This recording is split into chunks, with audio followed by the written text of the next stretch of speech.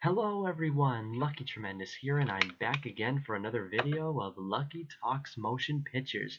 Today, I'm going to be talking about one of the oldest films I have in my collection. It's a heist film from 1960, starring some of the best singers of the 20th century.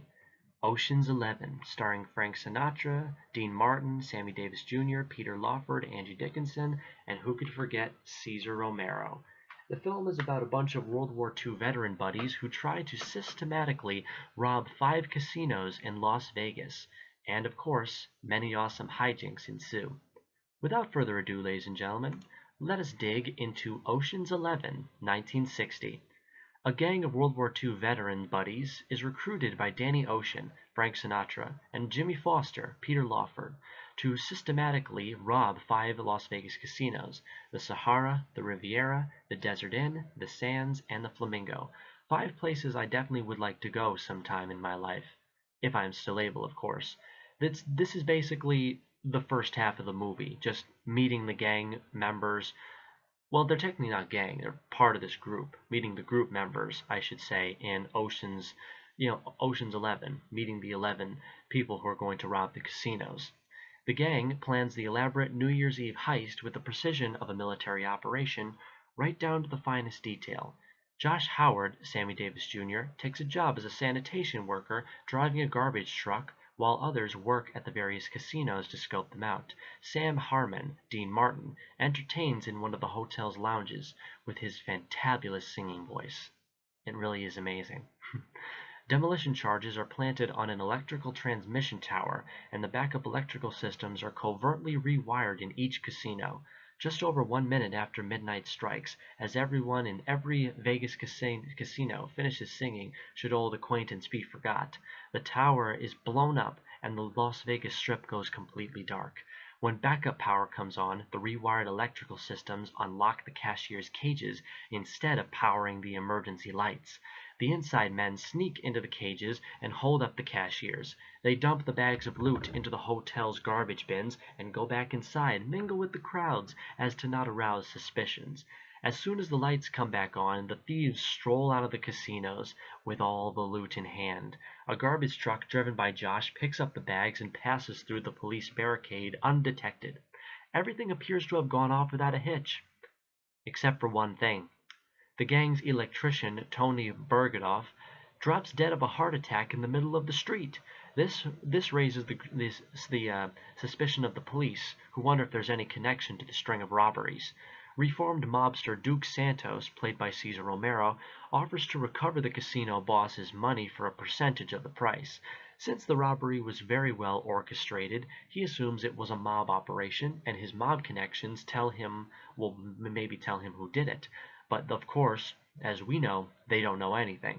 But Duke is engaged to Foster's mother, Peter Lawford's character's mother, who casually mentions that Foster and Ocean, who fought together in the army, are both unexpectedly in Las Vegas. He has also learned about Bergadoff's military record from the police, saying that he also knew Ocean and Foster. By the time his body arrives at the mortuary, Santos has pieced together the puzzle and learned that Ocean's 11 robbed the bank. Santos now confronts the thieves, demanding half of their money. In desperation, and not wanting to go to prison, they hide the money in their friend's coffin, setting aside $10,000 for his widow. The group plans to take back the rest of the money, making no payoffs to Santos after the coffin is back in San Francisco and out of Las Vegas. The plan backfires when the funeral director talks his widow into having the funeral in Las Vegas to save money, where the body is unfortunately cremated, along with all of the remaining money. If there's one thing I remember from this movie, except for how long it was and how clearly they were just so focused on getting us really involved with this really basic yet really convoluted story, is the fact that when Sinatra, Lawford, and all the guys see the money go up in flames, it's just a really beautiful sight, and it makes the final shot of the film all the more powerful, showing Frank Sinatra and all the other Ocean's 11 members, well, I should say Ocean 10 members now, unfortunately, walking down the Las Vegas Strip, penniless and on the run from the police. They are no worse for wear, except for the fact one of their friends died basically for nothing. Well, I shouldn't say for nothing. His family did get to keep $10,000, which back in the 60s was a heck of a lot of money. So, yes, Ocean's 11 is a decent film, mixed at best. It's okay. The film is, like I said, it's a very simple premise. It's not very intricate. It's a heist film. That's really all this movie is. It's the Rat Pack robbing Las Vegas casinos. I mean, I love Frank Sinatra as much as the next guy, but you gotta give me a little more than that. And it did, sometimes, but for a movie like this to go on for 2 hours, it definitely seemed a bit overkill. This film could have easily been 100 minutes, maybe 110, easy, but definitely not 2 hours. Although I have to say, of all the things that this film did to inspire heist movies, decades to follow, it followed the formula of this film. It followed getting the team together, making a plan, and performing it. And of course, but unlike this movie, they actually succeed. One major complaint that many critics have with Ocean's 11 is that the plan would never work in real life, or at least not in the modern world now. The plan would have only worked in the 1960s, and now with modern day security measures, it would hardly ever happen. Although, it does bring up a very interesting question. I mean, could it even happen? I mean, this film, believe it or not, spawned many spin-off movies based on this film. It's not a sequel, it's not really a continuation. It's based off the idea with the same characters in a very much different universe. That's right, folks. Nearly 40 years, more than 40 years later in 2001, Ocean's 11 received a remake, and that remake received many sequels and at least one spin-off. The film starred George Clooney, Matt Damon, Brad Pitt, and many other big names of that time and now, and I gotta say, they were much more successful than Ocean's 11.